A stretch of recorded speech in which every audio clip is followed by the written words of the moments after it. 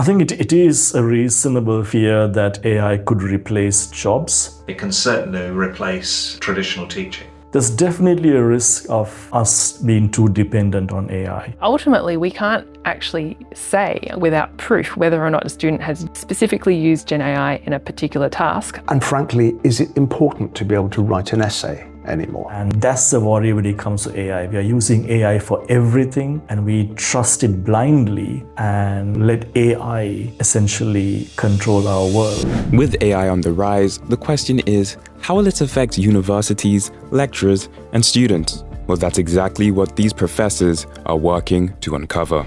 Is it always wrong for students to use AI to help with academic work? At this point in time, I don't think we can say that it's always wrong. Absolutely not. No, it's not wrong. In fact, we encourage it. There are circumstances in which it's probably not acceptable. For instance, if there's ethical or legal implications of using AI for work, so say you're disclosing private information to a sort of open AI rather than keeping it confidential. It's wrong to use it for cheating or for breaching academic integrity. But I think there are many circumstances in which it is appropriate for students to develop and refine their work using Gen AI in various ways. It could be with editing, could be with idea generation. Suggesting structure, giving feedback on things that you've drafted. In 25 years' time, everybody will be using AI for all kinds of things.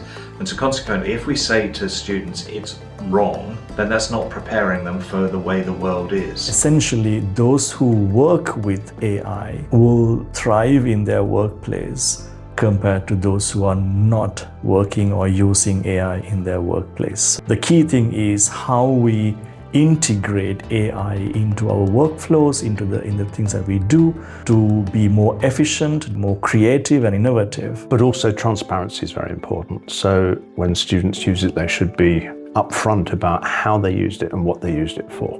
It's not that we shouldn't use it, it's about the appropriate use of it. Can lecturers and teachers detect AI-generated work? There are a lot of clues that might be really obvious. Some of the other speakers talked about the use of M dashes or bullet points that kind of look like a Gen AI or a ChatGPT tell. But ultimately, we can't actually say without proof whether or not a student has specifically used Gen AI in a particular task. There are many possibilities of what's happening where students might not have actually used Gen AI, but it kind of still looks like Gen AI. There's well-known cases of people on the internet who are neurodivergent. They write an email and someone replied back, "Please don't use Gen AI for emails." And that person said, "I haven't used Gen AI, I'm just autistic." However, there are some signs that are not detectable in a sense, but we at Buckingham have a way of detecting it that other universities don't have. So you as a student here at Buckingham will know that you're in small groups. That means we get to know you. We therefore know your writing style, we see your work. We can detect it in a sense because we understand you as individuals and therefore we know that this isn't your work. I think it is a reasonable fear that AI could replace jobs. AI can replace all kinds of things, yeah? So it's already replacing lawyers, accountants. It can certainly replace traditional teaching.